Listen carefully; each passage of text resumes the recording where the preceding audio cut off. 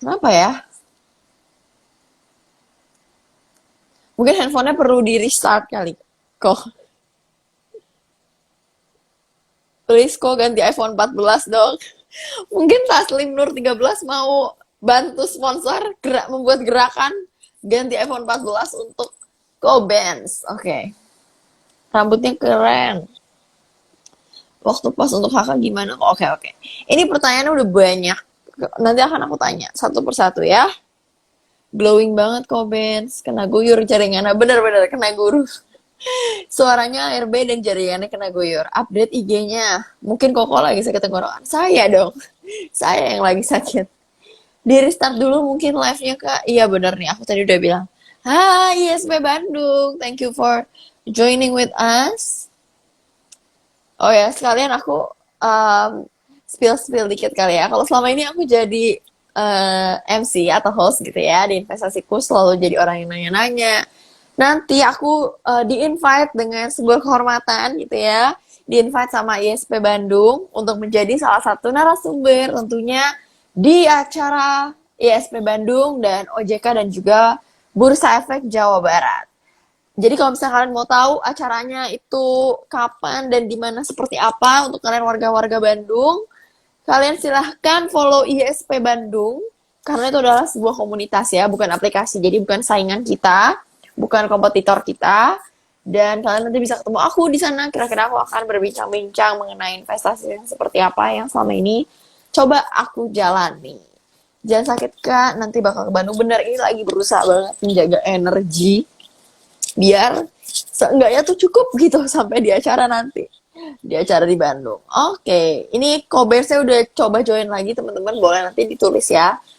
Kira-kira suaranya kedengaran atau belum? Dan buat yang baru join, yang mau nanya-nanya, taruhnya di kolom Q&A.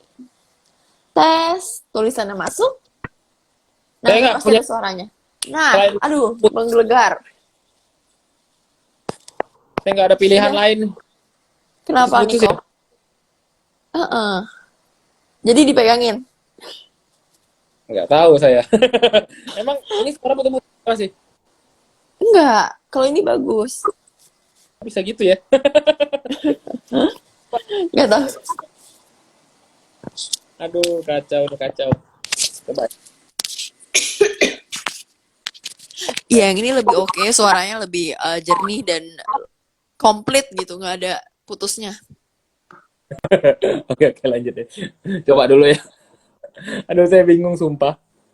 Ini pakai apa kok? Pakai handphone. Heeh. Oh, oke, oke. Nah, lanjut nih kok. Tadi tuh kita terakhir membahas em, Koko tuh akhirnya masuk lagi di Oktober 2020.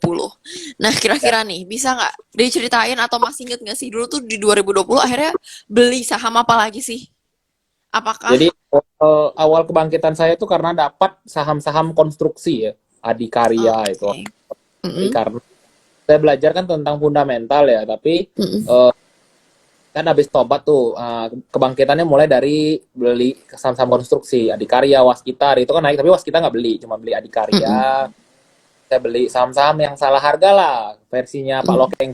Langsung belajar Oke, tentang versi fundamental ya.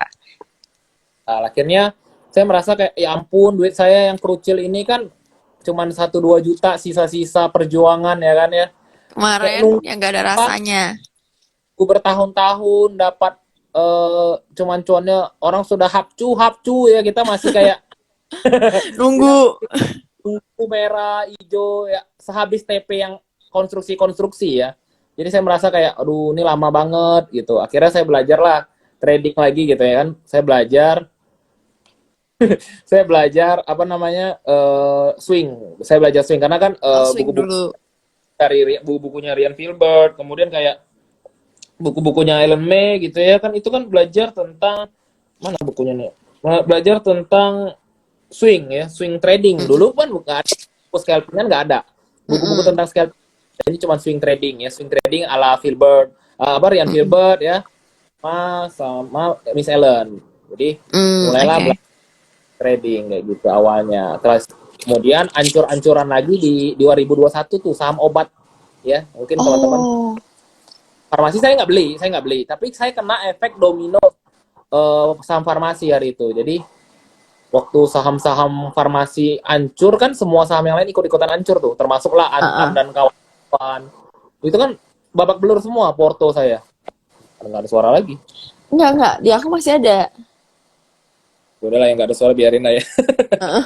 Bisa di restart, bisa keluar dulu nanti join lagi ya di investasiku. Eh, Oke, masuk ke saham obat. waktu farmasi margin call ya semua orang kena ancur-ancuran, saya merasa kayak waduh Benar, cut loss dalam juga. Itu kan 2 kali ya saya sudah kena ancur market, satu hancur. COVID, dua Pak, ini saham pas recovery. ancur-ancuran. Saya nggak dapat saham obatnya, tapi saya ancur di saham lain gitu. Oh, kayak Nah, saham yang akhirnya efek domino. efek domino semua kena dari situ sih. Cuman akhirnya saya belajar lagi tentang barulah 2021 akhir ya, I think ya kayak pertengahan atau akhir gitu kita dapat banyak bintang-bintang scalper baru kan, datangnya Mas Bekti Oh gitu. iya. Akhirnya Heeh. Ombe, gara-gara ada championship gitulah. Akhirnya saya Mm-mm. merasa oh ada ya cara gimana buat uang kecil berubah menjadi uang besar gitu. Mas Bekti kan juga trading Dalam mulai waktu dari cepat. 5 juta, awalnya ratusan, tapi kan hancur juga, Mm-mm. jadi mulai juta, Bekti kan ya, sampailah bisa trading ratusan gitu. Dari ratusan sampai Halo? jadilah kayak miliaran kan, dan Oh. scalping gitu. Tadi agak hilang Jadi ya dari situ sih suaranya. awalnya, Oke. jadi dari situlah saya belajar tentang dunia scalping sih sebenarnya. Oh, oke, Adanya oke, oke. bintang-bintang. Oh, oke. Jadi berarti dari 2001 akhir sampai sekarang. Berarti kurang lebih baru mau setahun lagi ya kok. Ya, cuman kan waktu itu belajar scalpingnya kan bingung ya, mau sama siapa belajarnya, kayak Heeh. nggak ada yang mau ngajarin, nggak tahu lah caranya kan, lihat running trade HK turun barangnya ya kita cut loss, kan harus disiplin, kita cut loss Heeh. terbang Biasa lah itu ya. trade kayak gitu terus. Jadi ini bukan cara cepat untuk dapat duit ya di saham gitu.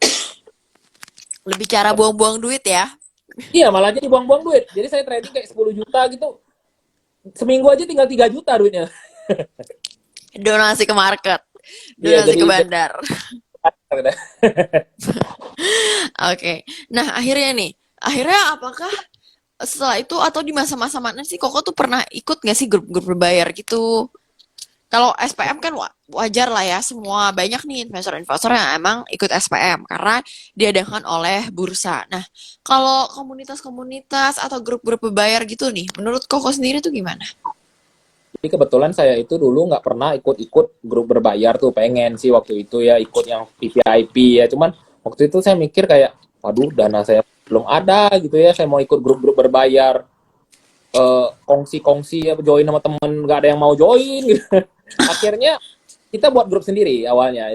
Jadi awalnya kayak teman saya bilang, lu kan udah banyak baca buku tuh, dia bilang, daripada ilmunya kagak dipraktekkan, mending di-share gitu. Pertama grup kecil lah, teman-teman nongkrong aja awalnya ya, Oh, awalnya heeh. akhirnya satu persatu bilang ayolah bikin webinar gitu ya. Kalau waktu zaman-zaman covid kan musim-musimnya webinar tuh, Dikit-dikit buatlah, webinar. iya, bikin Setiap hari ngumpul-ngumpul webinar. ngumpul-ngumpul Zoom doang antara kita Heeh. kita. Waktu itu saya sudah mulai bikin konten ya. Waktu itu mau jadi, Hmm, niatnya bukan jadi influencer sih sebenarnya, cuma lebih ke jadi edukator. microblog, jadi Oh, microblogger. microblogger. Kita kan orang yang ancur di market, cuman kayak merasakan seperti saya gitu. Di mana sih tempat belajar gitu kan, tempat sharing. Wah, hari ini kantor mana? Kita kan saling sharing kan, tempat bertumbuh dan belajar bersama. Waktu itu saya bingung mau belajar di mana. Akhirnya mulai Mm-mm. dari grup itu, satu demi satu orang join ya gratis, semuanya free awalnya. Nah, jadi kita pikir kayak apa ya, mau bikin nama grupnya apa. Jadi kan nama itu adalah doa. Jadi teman-teman banyak Betul. yang bilang mau jadi miliarder ya di saham, kita bikin bilioner saham aja gimana gitu awalnya. Itulah Itu munculnya. bilioner saham karena kayak kita orang-orang biasa yang uangnya cuman kecil-kecilan 1-2 juta berharap ingin bermimpi lah menjadi bilioner ya kan. Iya, Jadi boleh lah kita mimpi-mimpi dulu. iya, boleh kan ya, kan mimpi gratis, nama Mimpi juga kan gratis. nggak pasti, nama Yoi, adalah doa. Jadi, yoi. dari situlah visioner itu ada sampai sekarang, menandakan bahwa kita punya mimpi yang sama untuk belajar bagaimana, jadi grupnya belajar bagaimana kita bisa bertumbuh ya bareng menjadi seorang bilioner di saham. Karena orang-orang kaya di dunia, bahkan di Indonesia semua itu pasti adalah orang yang punya saham Punya ya. saham. Oh, tentunya juga bos Mega Capital lah, Pak CT ya itu juga kaya dari saham ya kan. Nggak ada orang kaya di dunia ini nggak punya saham, nggak mungkin, itu mustahil. Cuman ya banyak orang bilang, iya itu kan buat perusahaan. Malahan lebih gampang kita menjadi investor gini loh daripada seperti Pak CT gitu. Pak CT kan harus bangun company gitu, bangun perusahaan itu Betul, modal nggak besar, harus dengan orang betul. yang terpula. Kita nih nggak bisa apa-apa, modal nggak ada, ya kita nebeng 1 2 lot lah ya kan, tetap jadi ya punya 1 lot Bank Yang Mega punya. kan salah Heeh, satu investor ya kan. heeh. Kesengaja kalau datang ke gedungnya bisa, kalau Iya, kata iklan-iklan zaman dulu, petantang petenteng. iya, Punya gue, semua dibilang punya dia. Karena beli satu lot, satu lot, satu lot. boleh RUPS dapat risol Nah, dapat. baru mau bilang, dapat nyari goodie bag di setiap RUPS. Ternyata kok juga melewati masa-masa itu ya. Ini relate banget nih sama retail-retail gitu kan, cerita-cerita retail nih. Beda kalau misalnya sebelum-sebelumnya tuh mereka udah lebih apa ya? Iya, scalping setiap hari, trading for living, udah berat gitu. Udah nggak mau nyari goodie bag mah udah nggak butuh. Cerita lucu ya, saya dapat Heeh. isen 100.000 aja senang kok saya. Bener, bener banget. Dapat dapat imani, ini 50.000 aja seneng. Ini cuma ada tulisannya. Kan Oke, tuh teman-teman. Jadi seorang Kobens aja sampai detik ini masih seneng gitu loh. Jadi kenapa kita harus malu?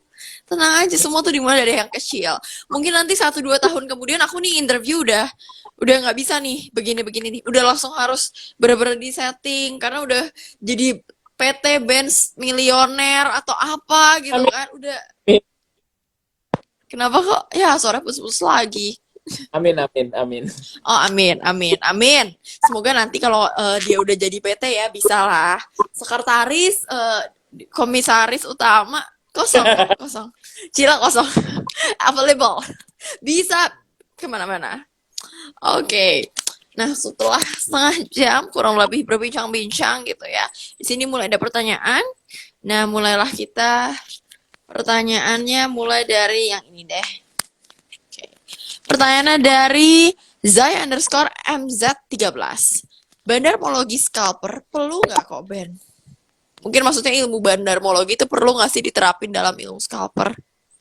Wajib lah, wajib ya. Jadi wajib Wajib banget lah hukumnya.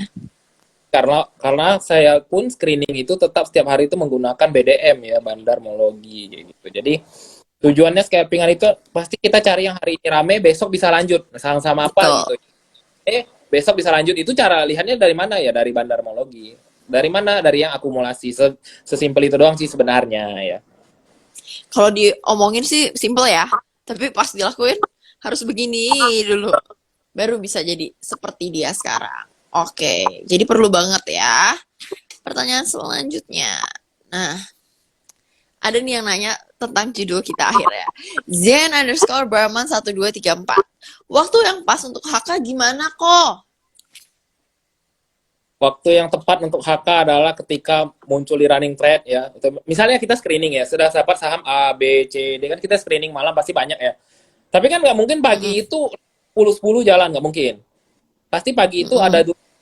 kenceng gitu naiknya, ada yang diem gitu ya. Nah, kalau untuk scalpingan itu, yang kita harus HK itu adalah yang lari gitu. Yang baru ada money flow ya, ada serangan masuk lah ibaratnya gitu ya, ada money flow ya, bahasa gampangnya money inflow, kemudian ada serangan masuk, ya kita ikut masuk, ikut HK, jangan nunggu lagi. Misalnya sudah, katakanlah contoh pagi tadi ya, saya ketinggalan di saham OPMS misal ya, ini contoh aja. Oke. Uh-uh. Kemarin sudah jual nih OPMS gitu, ntar lah tunggu lagi masuknya di 115 aja, sahamnya sudah lari ke 120. Kalau kita nunggu dia balik 115, ada kemungkinan kita kena guyur gitu. Kalau nggak kena guyur, sudah Betul. selesai pesta. Jadi kalau Rasanya lebih sudah bagus kita selesai. gitu ya. HK di 121 kita masih jualan gitu. 24, 125 sebenarnya kayak gitu. Tapi ya tetap aja saya tadi saking kebutnya OPMS gak dapat juga Gak ketinggalan kekejar. juga. Gitu. Jadi Dan HK itu ketika ada serangan money inflow masuk, nah di saat itu kita HK sebenarnya. dan kalau udah ketinggalan ya jangan dikejar gitu ya, karena nggak bisa juga gitu. Saya suka kalau jari kan tremor ya. Kalau saya termasuk jari yang nggak cepet gitu. Trading juga pakai pakai apa namanya handphone doang gitu. Jadi trading cuma pakai Oh, HP. oke. Terbatas juga kecepatannya laptop untuk mantau gitu ya. Jadi trading lebih banyak di handphone. Ya saya lebih suka yang belum ada lari ini tapi ya baru uget-uget lah bahasa gampangnya tuh uget-uget ya kan. Uget-uget gitu ya. Baru di HK dikit-dikit. Nah, ikut masuk juga. Nanti kalau sudah lari saya tinggal TP gitu. Oke, oke. Berarti pentingnya yang pertama kali dilihat adalah running trade. Nanti kalau uget-uget udah cocok baru hajar, HK. Oke. Pertanyaan selanjutnya. Comments dari Yogi banget. Ada tips gak untuk membaca atau analisa bid offer, tapi setelah tutup market, jadi untuk trading besoknya. Nah, ini yang tadi si Comments bilang ya, yang dilihat itu waktu dilihat malam hari ada 10, mungkin yang besok baru jalan 2 atau 3. Gimana tuh kok cara screeningnya waktu malam hari? Saya cari-cari saya biasanya di yang top gainer ya, itu paling gampang ya, paling gampang. Oke, Gainer, misal. Kemudian saya cek-cek misalnya hari ini top gainer apa, bentar saya lihat dulu. coba Sambilan kita saya belum lihat screen. ya. Mm-mm, Contoh ya, oke. Mm-mm. disclaimer ya, apa yang saya sebut ini belum tentu besok jalan dan belum tentu dan saya juga punya juga barangnya. Kalau ada pun ya bukan saya yang guyur karena saya belinya selot-selot ya. Saya nggak Masa sih, mampu. masa sih selevel aku belinya selalu 10 lah, 10 seenggaknya. Sudah lah, 10,5 lah ya. Iya. Nego. Disclaimer ya teman-teman. Jadi apa saham-saham yang akan disebutkan bukan rekomendasi untuk dibeli besok. Ini kita cuma lagi contoh aja ya. Yang pertama ada GDST di 25,71%.